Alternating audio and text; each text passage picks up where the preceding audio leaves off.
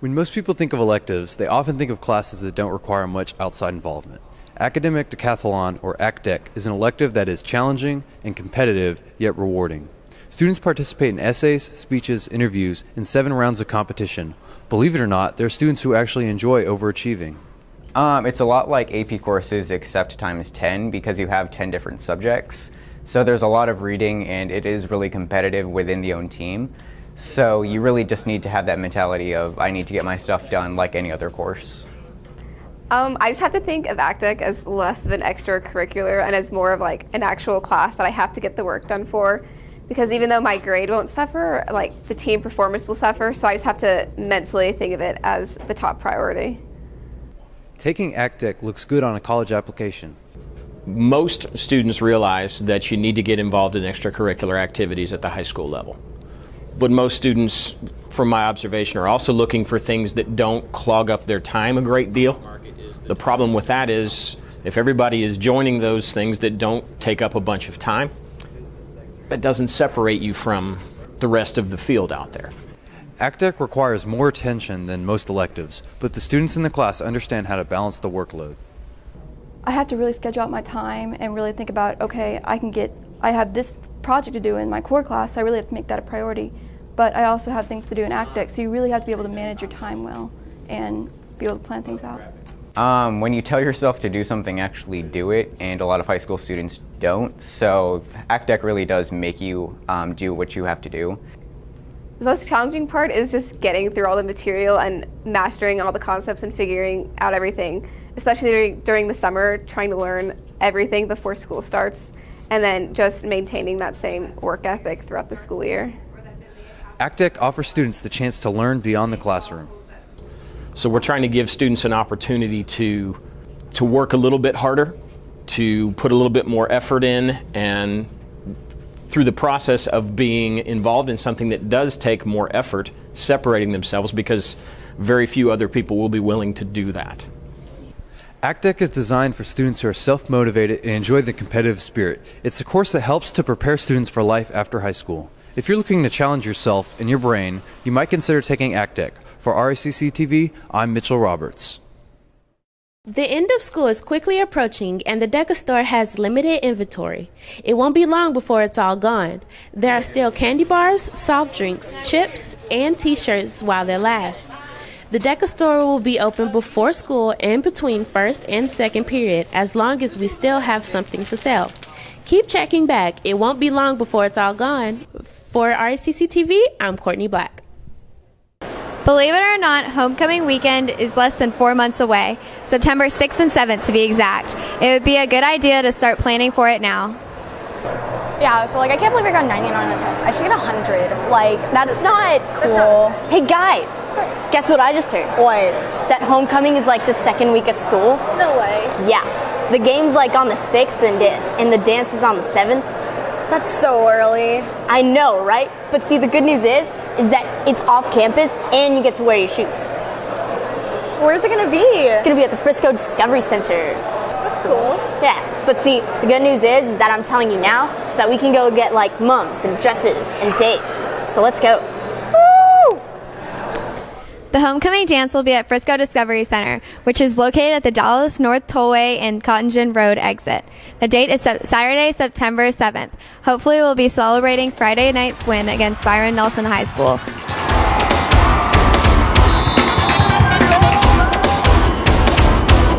We thought it would be a good idea to let you know about the date since it is so soon after school begins. This will give us time to prepare. For RACC-TV, I'm Casey Vagoda. On a more serious note, we asked Quinn Hendricks to introduce the following video that he came across on YouTube recently. It is called To This Day and has a very timely message. I was browsing through YouTube when I came across this To This Day video. I noticed the millions of views it had and decided to take a look. What started out as an animated comedy ended up as a motivational video for bullying victims. The impact it had made me realize the type of influence anyone could have to help out someone in need of a friend. You never know what someone could be going through at home or in school. And I believe anyone can make a difference in someone's life.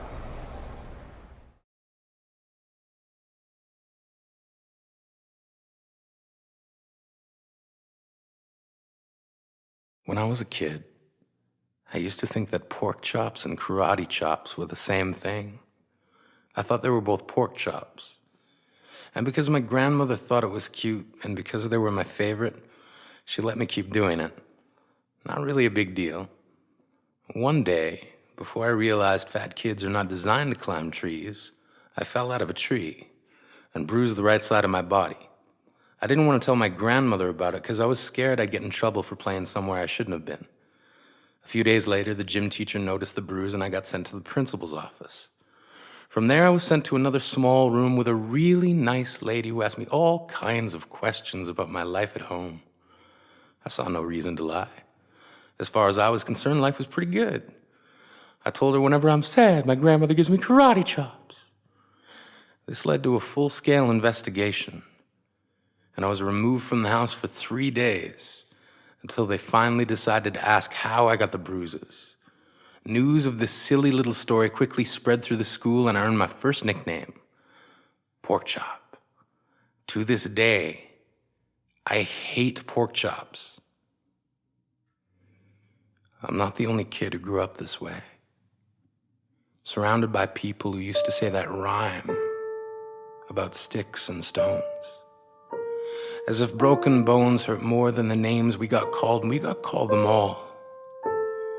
So we grew up believing no one would ever fall in love with us, that we'd be lonely forever, that we'd never meet someone to make us feel like the sun was something they built for us in their tool shed. So broken heartstrings bled the blues as we tried to empty ourselves so we would feel nothing. Don't tell me that hurts less than a broken bone. That an ingrown life is something surgeons can cut away, that there's no way for it to metastasize, it does. She was 8 years old. Our first day of grade 3 when she got called ugly. We both got moved to the back of class so we would stop getting bombarded by spitballs.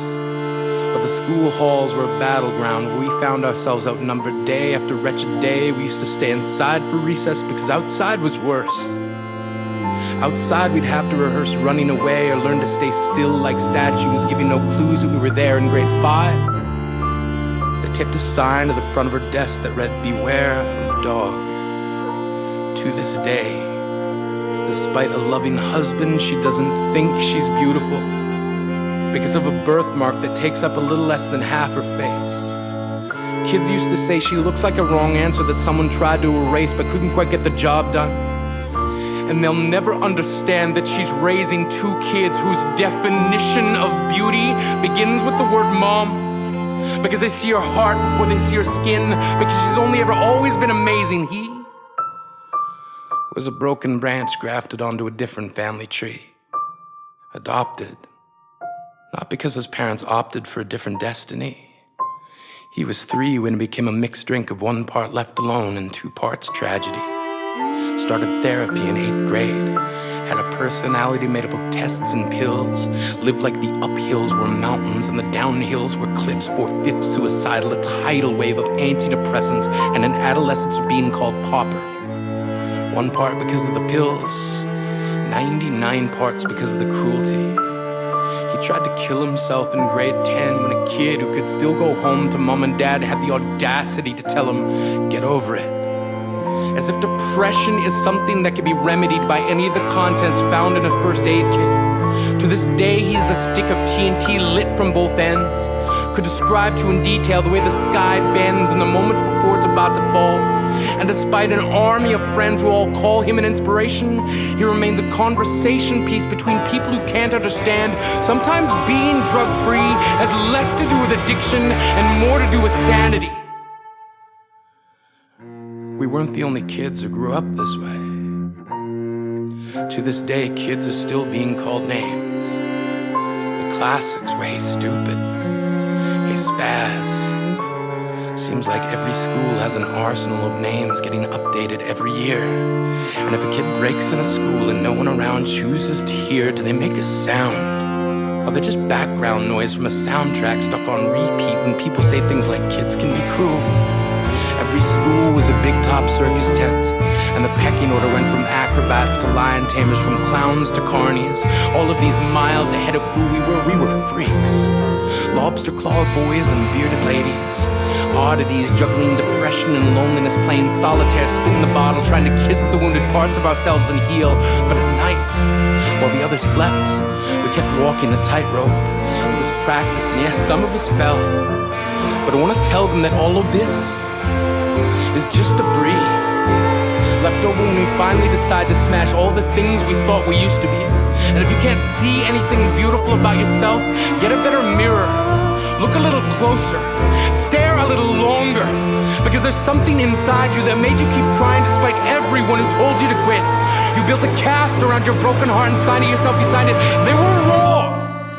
Because maybe you didn't belong to a group or a clique. Maybe they decided to pick you last for basketball or everything.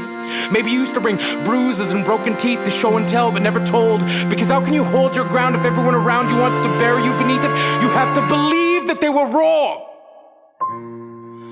They have to be wrong. Why else would we still be here? We grew up learning to cheer on the underdog because we see ourselves in them. We stem from a root planted in the belief that we are not what we were called. We are not abandoned cars stalled out and sitting empty on some highway. And if in some way we are, don't worry. We only got out to walk and get gas. We are graduating members from the class of We Made It. Not the faded echoes of voices crying out names will never hurt me. Of course, they did. But our lives will only ever always continue to be a balancing act that has less to do with pain and more to do with beauty.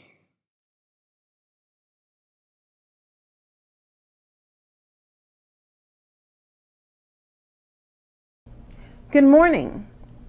I want to take a few minutes to share my thoughts on bullying and harassment. First of all, no one likes the feeling of being put down for any reason, whether it's for being short, tall, big, small, race or culture, disabled, gay, quiet, loud. The list goes on and on. This type of behavior is so hurtful and painful that sometimes you don't realize the huge pain that goes with this type of behavior. It's not worth any laugh. I want all of us at Frisco High School to take a strong stance against bullying and harassment. I know it's the end of the school year, but I want us to be prepared to take this stance for next school year and for it to become the culture of the students at Frisco High School. I want it to be pronounced that no one at the original tolerates bullying, and we speak up when anyone sees this behavior.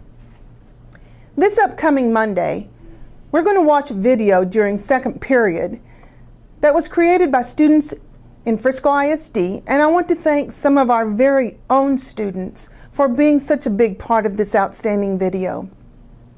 The message is clear, and I want all of us to be a part of this. Please take this video to heart.